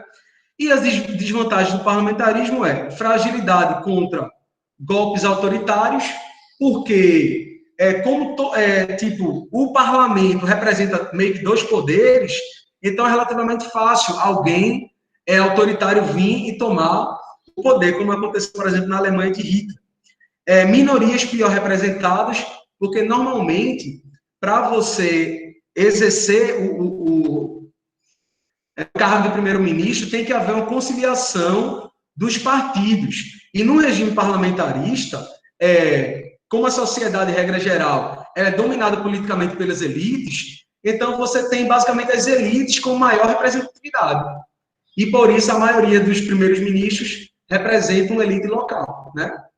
Então, minorias pior representadas, e por minorias eu estou considerando minorias sociais, né? LGBTs, pessoas negras, enfim, e aí vai. Chefe de governo eleito indiretamente. Você não elege diretamente o chefe de governo. E isso pode dar uma sensação de que a participação política efetiva do cidadão ela é um pouco menor. Beleza? Próximo. Muito bem. A questão sobre o parlamentarismo é, considerando as vantagens e desvantagens observadas no sistema parlamentarista, você considera que esse sistema poderia funcionar bem para o Brasil? Será que o Brasil funcionaria com parlamentarismo? Então, é uma questão, inclusive é um debate que está rolando aí, um debate público, né? De vez em quando alguém fala sobre isso, porque o Brasil tem muito impeachment, e aí diminuiria os traumas do impeachment, tal. Então, você acha que teria chance de funcionar? Fala aí, viu, nos comentários. O nosso tempo está indo embora, eu estou preocupadíssimo. Eu queria fazer um debate um pouquinho maior, mas vamos lá. O que der para fazer, a gente vai fazer. Pode passar aí, por favor, Levi. Muito bem. Indo para o presidencialismo. Então, presidencialismo é um sistema de governo em que um único representante, geralmente eleito porque o cara pode dar um golpe, né? Como presidentes autoritários, como a gente viu aqui na aula passada, acumula os cargos de chefe de governo e chefe de Estado, tendo amplo exercício do poder executivo. Então, ele concentra sozinho esse poder, né? Normalmente, apresenta-se dividido em três poderes, isso porque os presidencialismos se desenvolveram, sobretudo a partir de valores iluministas, e aí os poderes executivo, legislativo e judiciário. Então, assim, o regime presidencialista está dentro dessa lógica de divisão de poderes, e esses poderes eles têm que viver em harmonia e um meio que fiscalizar o outro, né? Uma fiscalização entre esses três poderes. Isso é uma contribuição de um iluminista inglês chamado John Locke. Foi ele que falou nessa ideia de três poderes, e a gente vai ver que na Constituição brasileira, por exemplo, isso está presente. O presidencialismo ele tem uma peculiaridade, que é a necessidade da construção de governabilidade. Porque, veja, como existe essa separação entre o legislativo e o executivo, e o legislativo, ele também, de certa forma, limita os poderes do presidente, então é necessário construir a governabilidade. Como assim governabilidade? Para o presidente ter uma lei, que é aquilo que realmente é uma ação efetiva dos presidentes, que vigore no país, essa lei precisa passar por votação entre deputados e senadores. E um presidente que não tem popularidade junto a deputados e senadores, ele tem dificuldade em fazer suas leis serem aprovadas. Justamente porque aquele presidente não tem governabilidade. Só que muitas vezes o que é necessário para que um presidente tenha governabilidade é dar alguma coisa para aqueles partidos, né? para aqueles deputados e senadores. Então, é você dar cargo, é você dar vagas de cargos comissionados. Veja, não é cargo concursado, beleza? Cargo comissionado. Enfim, verbas, instituições para desvio de dinheiro, né? No Brasil, a gente tem esse grupo aí, que inclusive é representado por essa charge de Caixão, muito grupo de partidos chamados Centrão, né? Eles vão para aquele que dá mais e tal. Mas, tipo, tem esse ruído, a necessidade de construir essa tal governabilidade. Todo presidencialismo é baseado numa tradição iluminista e burguesa, como eu venho falando, né? Basicamente, todos os regimes que têm Constituição têm base iluminista e burguesa, e ligados a repúblicas, portanto, constitucionalistas. Normalmente, o presidencialismo ele existe numa república constitucionalista, beleza? E essa charge, ela mostra bem a coisa da governabilidade, né? Que seria o representante do presidente com um pedaço de pernil na mão, né? Base aliada de todo mundo querendo comer aquele pernil. Quer dizer, a base aliada só é feita, a governabilidade só é feita se eu entregar alguma coisa para aqueles cachorros que querem, a todo custo, pedaços de vantagens, digamos assim, do Estado. Beleza? Próximo slide, por favor. Muito bem. Presidencialismo constitucional brasileiro, né? Então, só alguns pequenos parágrafos, assim, famosos da Constituição brasileira, para a gente ver como o presidencialismo no Brasil, né? A República Federativa Constitucional Brasileira, ela está fundamentada em bases iluministas, em bases, portanto, burguesas. Lembrar que o iluminismo foi um movimento ideológico político burguês. Então, todo o poder emana do povo, que exerce por meio de representantes eleitos, no caso, o presidente, né, e outros. Jean-Jacques Rousseau, um suíço, foi quem falou isso, né? O poder emana do povo. Agora, exercendo o poder através de representantes eleitos. Não é o povo ir lá, através, por exemplo, de uma revolução e tal. Não é isso. É através de representantes eleitos, beleza? No artigo 2, são poderes da União, independentes e harmônicos entre si, o legislativo, executivo e o judiciário. É uma contribuição de Montesquieu, um autor francês, né? A teoria dos três poderes que vão se autorregulamentar. Está aí mais um valor na nossa Constituição. E o artigo 5º, liberdade de expressão de atividade intelectual, artística, científica, de comunicação, independente de censura ou licença. Voltaire, também outro francês, que contribui a partir daí. Então, você vê como existe a relação entre o presidencialismo brasileiro e valores iluministas, valores burgueses. Portanto, era essa relação que eu queria mostrar com esse slide. Então, próximo, por favor. Agora, indo para o semipresencialismo, bem rapidinho para a gente conseguir debater um pouquinho. Bom, semipresencialismo, pessoal, é um sistema de governo que introduz elementos do presidencialismo e do parlamentarismo tradicional, na busca de garantir uma maior governabilidade. Como assim? Veja só. Ocorre a divisão das funções do poder executivo entre o presidente, que exerce o cargo através de uma eleição direta, e o primeiro-ministro, que é escolhido pelo parlamento. Lembrar que o parlamento tem legitimidade porque também foi o povo que elegeu o parlamento. Esse presidente e esse primeiro-ministro vão dividir as funções do executivo, vão dividir as funções de governo e de Estado. No semipresidencialismo, portanto, o presidente ele tem menos poder do que no presidencialismo normal, mas no semipresidencialismo o presidente tem mais poder do que no parlamentarismo. Beleza? Maior facilidade de resolução em crises políticas. Então, ainda existe uma maior facilidade porque é um intermediário, né? E semipresidencialismo é diferente do parlamentarismo presidencialista, justamente por causa disso que eu falei. No semipresidencialismo, o presidente divide os poderes com o primeiro-ministro. Já no parlamentarismo presidencialista, o presidente não tem poder de fato, quem exerce o poder administrativo é o primeiro-ministro. E exemplos desse sistema de semipresidencialismo são a França, a Finlândia e Portugal. Inclusive, muita gente fala porque a gente não implementa como funciona em Portugal, no Brasil, esse regime de ser presidencialista. E aí tem uma charge fazendo uma crítica, porque, claro, qualquer mudança de sistema político, constitucional, qualquer mudança com base na tradição legal e tal, ela é uma reforma política, né? Então a charge fala sobre isso, ó.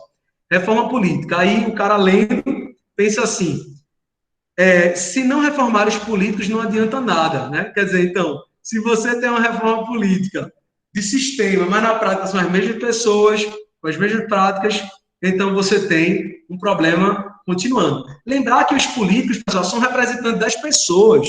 Os políticos brasileiros ou em qualquer lugar, eles não saem do nada, né? Eles representam a gente, a sociedade. Essa coisa de corrupção, tá? A corrupção ela está no cotidiano também, né? Aquelas pequenas corrupções que tem a ver com o cara pagar um dinheiro para um policial, enfim, buscar alternativas não legais para, enfim, se safar de algum problema, né? A coisa do que Sérgio Buarque de Holanda em Raiz do Brasil, o professor Levi sabe bem sobre isso, tal, falou, chamou ele chamou de homem cordial, né? O homem cordial seria esse homem, o brasileiro, que está sempre tentando fugir das instituições e tal. E isso está também na política, né? Nos nossos representantes, beleza? Homem cordial, Sérgio Buarque de Holanda. Muito bem, próximo slide, por favor.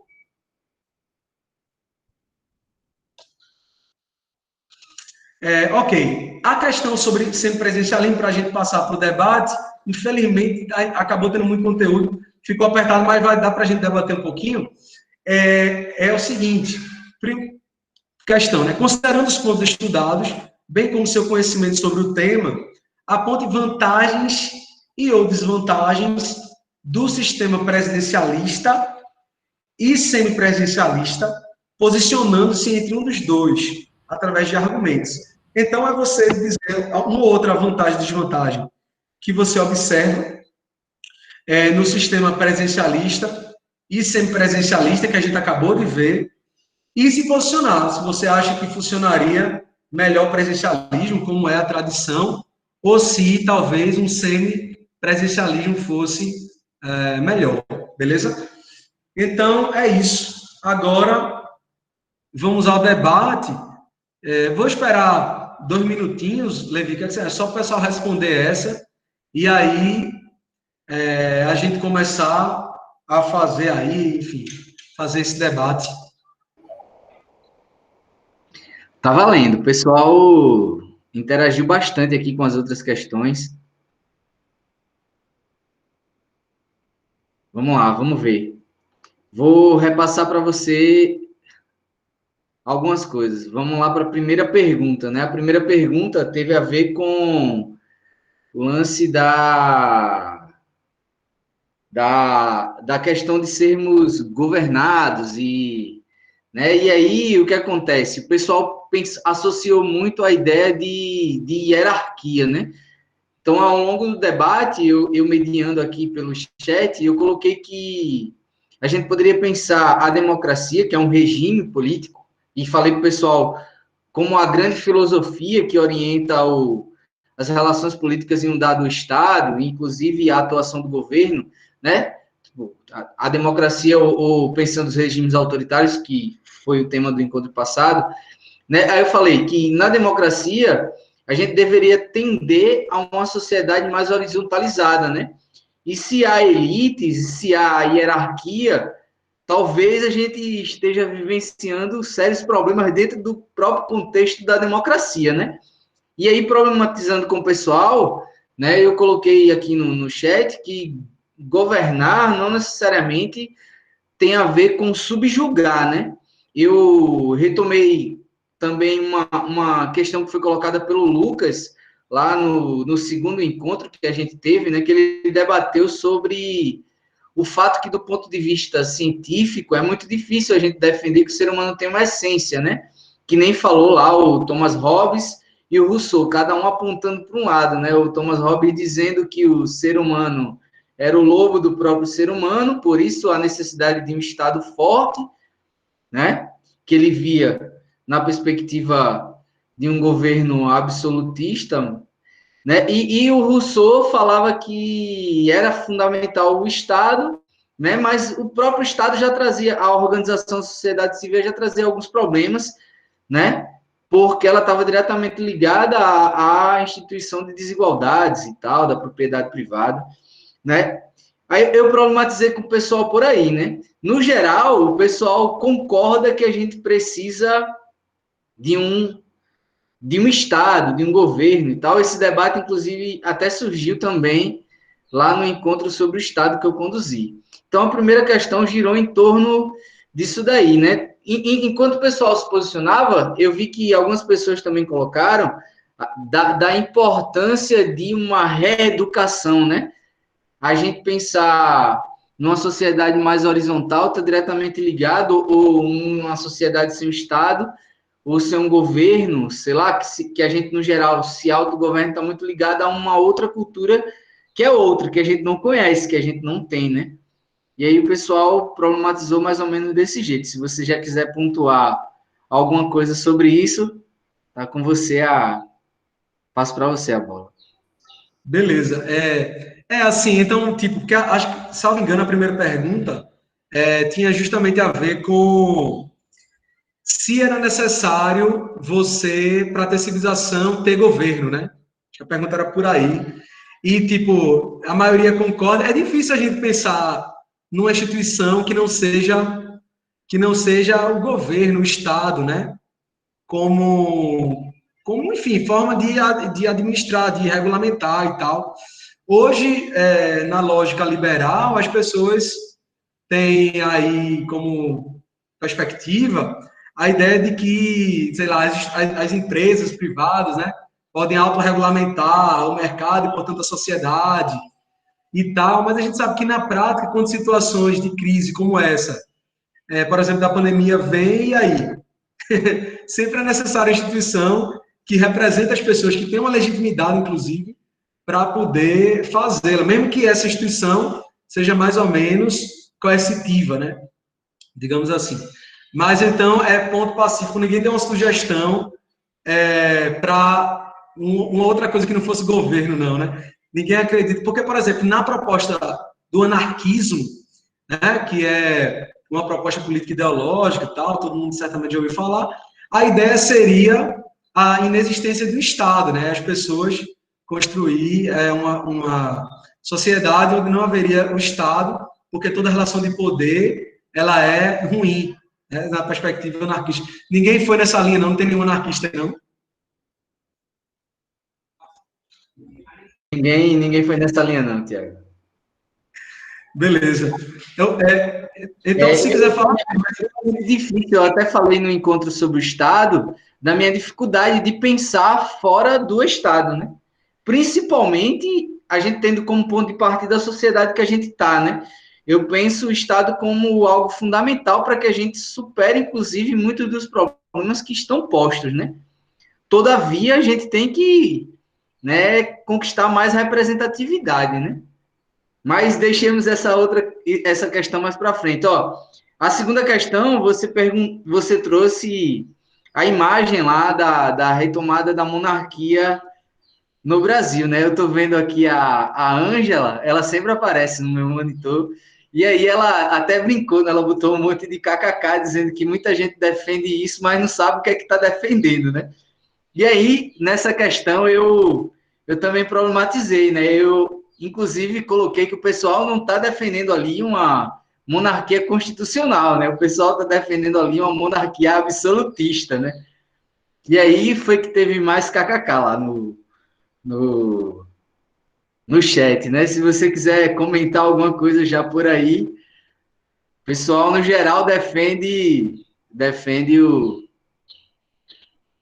na verdade, não defendo a monarquia, né? Para eu não pular para outra questão. Antes da sua. Assim, é curioso, porque eu como historiador, vou sempre tender a dar uma olhada historiográfica e tal. A gente vive um pedaço muito pequeno da história, né? Tá ligado? E como a gente vive um pedaço muito pequeno, a gente só vê aquela nossa realidade. Então, por exemplo, quando os jovens de 20 anos chegam e criticam o PT, tal, é porque eles só viveram essa realidade, não viveram antes. Como era a hiperinflação, né? A realidade de opressão no regime ditatorial e tal. Então, o cara só viu aquela realidade.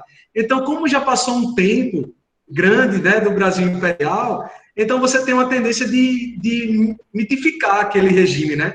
Aí você olha ali para a história e diz assim, pô, só teve 2 reinados, olha como o Brasil se desenvolveu, não sei o quê, né? Quer dizer, enfim, o Brasil tinha menos problema, enfim, acaba criando mitos em torno do fato de você ter um horizonte temporal muito pouco, você não conseguir ver. E aí entra também, digamos, o que eu acho o grande desafio da história nas escolas, que é justamente você conseguir mostrar pô, essa realidade de que os ciclos, digamos assim, eles são feitos de temporalidades maiores.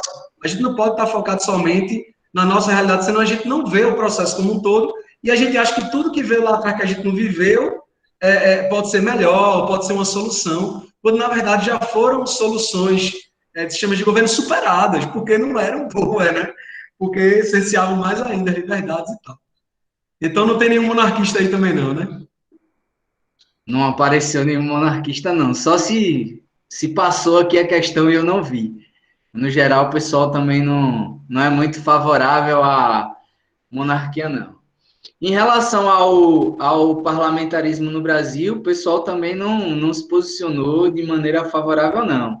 No geral, né, o que mais a gente teve foi o pessoal defendendo a necessidade da gente democratizar a democracia, né? No sentido da gente fortalecer a democracia que a gente tem. E aí, acredito que fortalecer ainda num modelo de organização política presidencialista. No encontro sobre o Estado, eu falei muito rapidamente sobre a necessidade, eu não lembro se eu coloquei isso no slide, não tenho certeza mais, mas eu acredito que eu falei, ou então foi algum outro encontro, uma live, não sei. Mas a necessidade da gente ter mecanismos mais de participação direta, né? Eu penso que democratizar a democracia também se daria nesse aspecto, né? De a gente ter mais mecanismos de participação direta. E nessa coisa do parlamentarismo, Tiago, eu me dei a liberdade de problematizar, levantando a seguinte questão, que no finalzinho você até falou, né? Eu perguntei ao pessoal se além de pensar no... Falei para o pessoal que além de pensar no parlamentarismo, né, eles pensassem também se o parlamento que a gente já tem, né, que é o nosso poder legislativo, se o pessoal tem nos representado bem, né? Apesar deles serem eleitos na perspectiva de que são nossos representantes, eu perguntei ao pessoal, pedi para que eles pensassem se eles efetivamente têm nos representado, assim, enquanto um povo, unidade, ou se é uma coisa que é mais, sei lá, para uma parte, uma coisa de elite, ou, né, por aí. E aí o pessoal, né, atendeu às minhas expectativas. Eu fiz a pergunta com a hipótese na cabeça de que nós não temos sido muito bem representados e representadas, né? E o pessoal meio que concordou com isso, né? Nesse contexto, só para compartilhar contigo, eu disse que a gente vivencia um sério problema, né? A gente precisa, né, de uma reorganização, de um reordenamento. A gente precisa se reinventar enquanto sociedade política, né? Se fala muito de reforma política já há bastante tempo, né?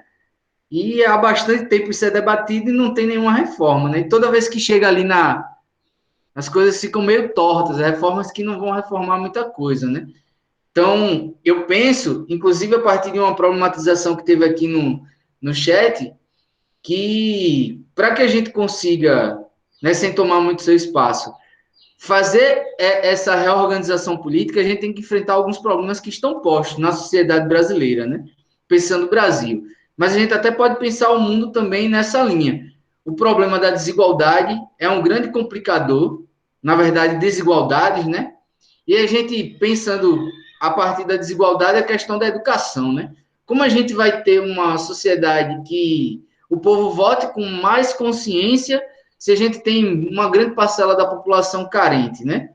Em vários sentidos. Então, carente do ponto de vista material, da comida material, do alimento para o corpo e das outras coisas que alimentam o corpo, e carente do ponto de vista do capital cultural, lá na linha do Bourdieu, né? Sem acesso à educação de qualidade, a uma formação crítica e por aí vai.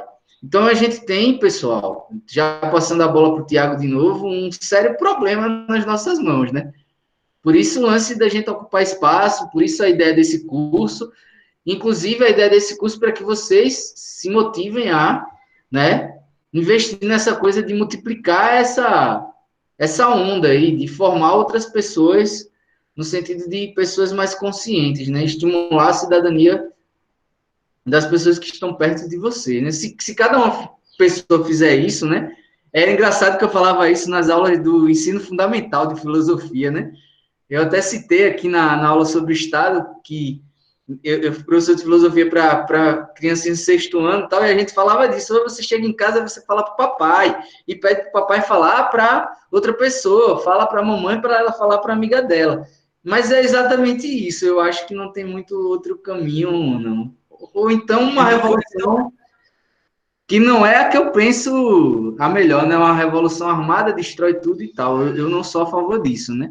Eu penso numa revolução através da educação e através das próprias instituições políticas democráticas, né? Então foi você, né, Levi? A partir de você que começou o programa Escola Sem Partido, né? Foi você que...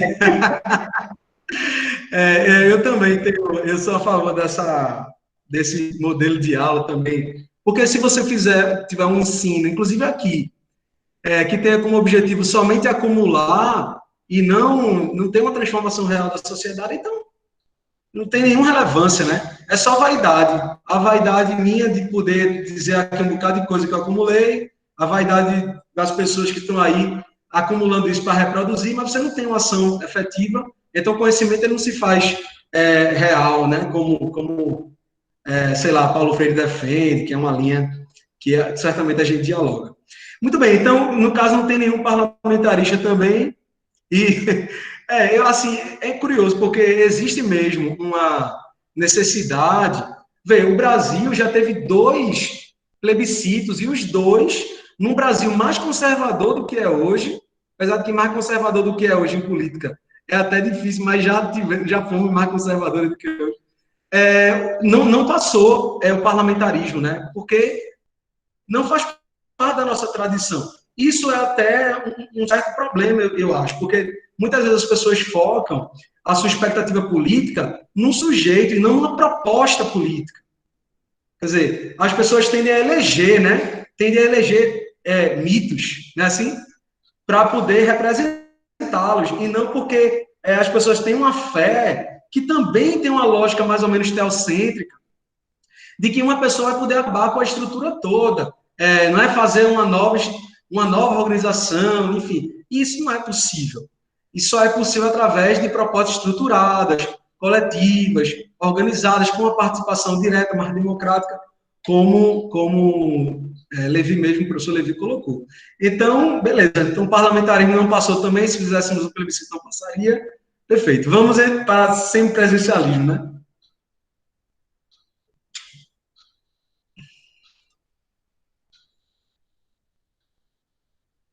Está desligado. Tá, ligar o microfone.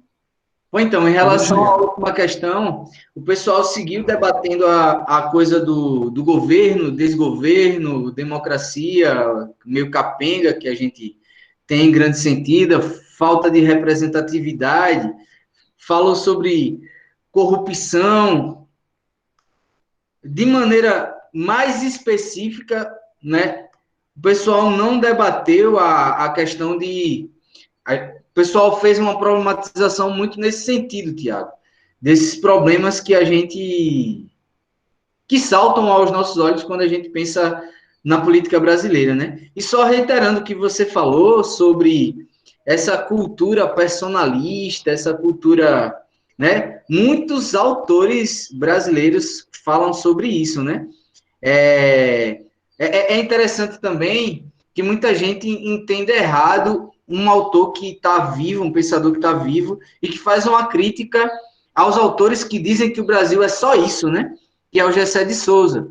O Gessé de Souza, ele faz uma crítica aos autores que pensaram o Brasil, porque esses autores que pensaram o Brasil apontam que o problema do Brasil é justamente essa cultura personalista, em grande medida patrimonialista, muito marcada pelo clientelismo. O que é que o Gessé de Souza diz? Pô, isso existe no Brasil, mas o problema do Brasil não é só esse, pô. Tem um outro problema que é gigantesco, que é o fato do Estado brasileiro, em linhas gerais, estar sempre vendido ao grande capital, né? E esses autores, infelizmente, não falaram disso, né?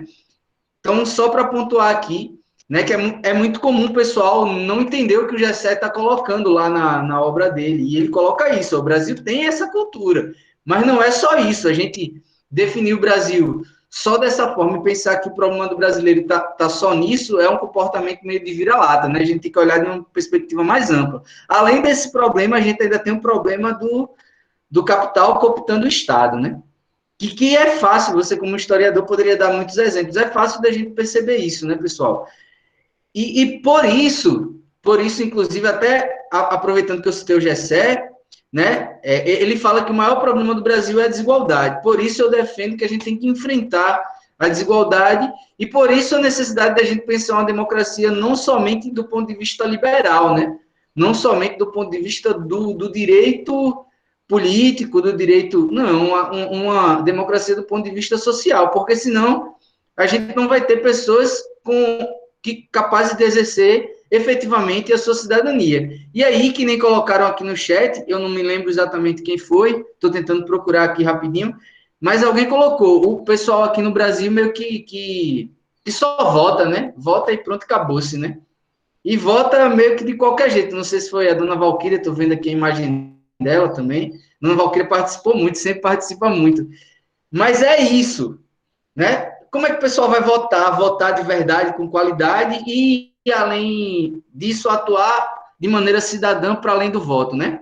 Só aproveitando, inclusive, o Gessé, a dona Valquíria reforçou aqui o lance do Gessé. O Gessé tem um livro chamado Subcidadania Brasileira, né? Que se complementa ali com o livro da Halé, e ele fala uma grande parte do povo brasileiro, né, exercita de maneira sub a sua cidadania, né? É subjeito, é subpovo, é subcidadão. Então, é bem complicado, né? Pensar. Por isso é importante a gente estar promovendo esse tipo de debate. Eu passo a bola para você, Tiago. A gente já está aqui a 17h28. Estourando, né? Mas é bom que a gente acaba tendo interrupção e tal. Mas aí, no caso, ninguém falou sobre o semipresencialismo, se, enfim, acha que poderia ser utilizado, tem vantagem. Não deu tempo, não, para essa pontuação. Perfeito. Porque, assim, na verdade, como a gente estava falando de senhores de governo, eu achei interessante saber o que a galera acha, até porque, como a gente está vendo agora as características, os pontos, né, que os caracterizam, podia ser que alguém, realmente, porque se você for pensar, por exemplo, um grupo, né, um grupo relevante já da sociedade, tem achado que talvez uma solução para os problemas do atual governo seja um impeachment. Mas é um processo muito longo, né? É um processo que tem todo um trauma político, que deixa uma herança, tanto é que, para a interpretação de várias pessoas, o impeachment de Dilma nada mais foi do que um golpe, só que um golpe utilizando uma interpretação, né? Porque, tipo, você, para tirar um presidente, para aceitar o impeachment, tem que ter um crime de responsabilidade, e aquilo que ela fazia é coisa que muita gente faz, uma questão fiscal, enfim, e aí Bolsonaro talvez já esteja cometendo crime de responsabilidade, só que aí, e aí? Porque atentado à saúde coletiva, em determinadas posições que ele tem, é considerado crime de responsabilidade. E aí? E o processo de impeachment? Mas aí, se começar o processo de impeachment, a gente vai ter toda aquela estabilidade, aí, como você falou, que, óbvio, não é a sociedade que a gente considera melhor, mas numa lógica capitalista de mercado,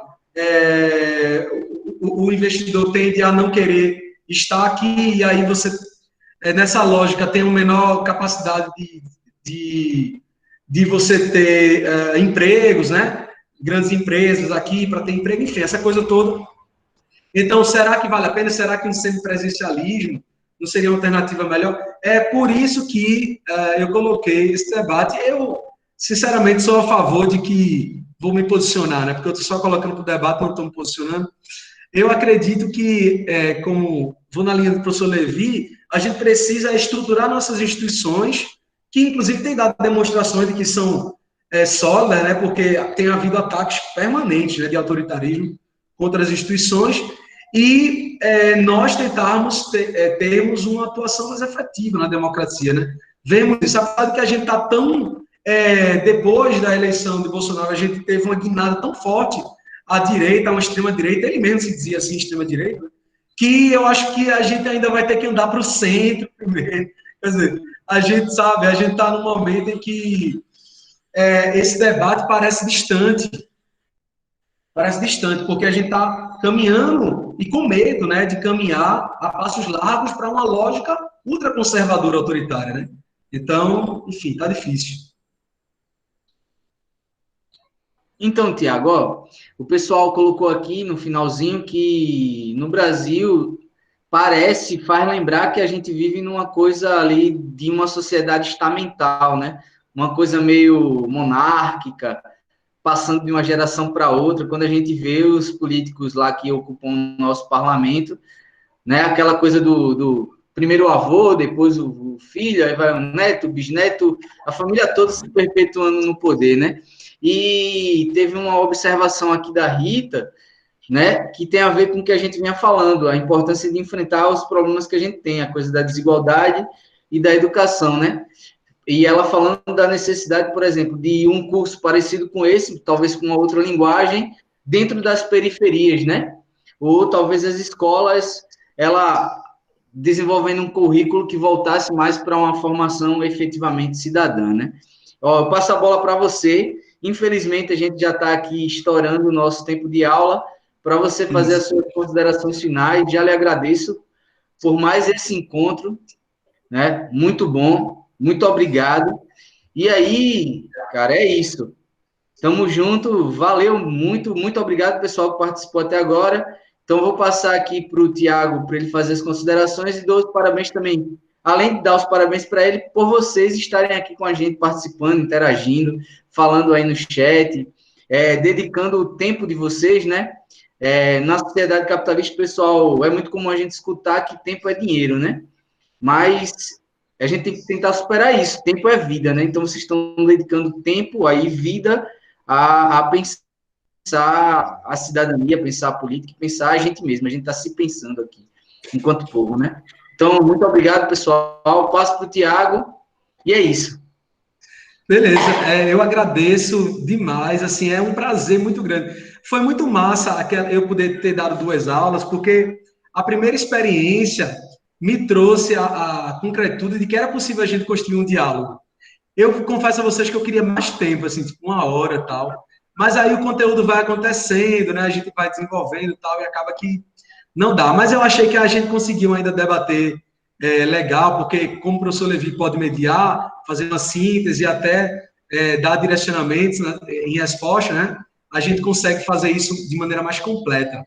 Então, tipo, cada um aqui tem, óbvio, impressões, percepções, leituras, né? Ninguém aqui é uma tábula rasa, então a gente pode estar debatendo, chegando, portanto, a outro nível, outras soluções, né?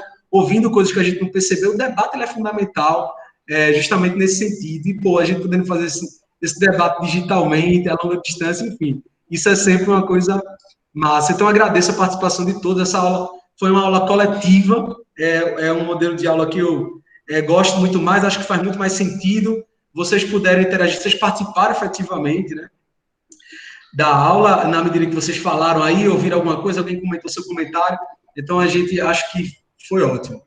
Agradeço, infelizmente, segunda e última, né, desse curso que vai marcar, sem dúvida, a partir desse curso vai passar a ser uma referência para cursos futuros, inclusive organizado por outros campos, ou outros institutos, é um curso muito longo, é um curso de 2 meses, não sei se cerca de 2 meses, quer dizer, é um curso e os temas são todos muito completos, né? Dialogam, interagem, se complementam.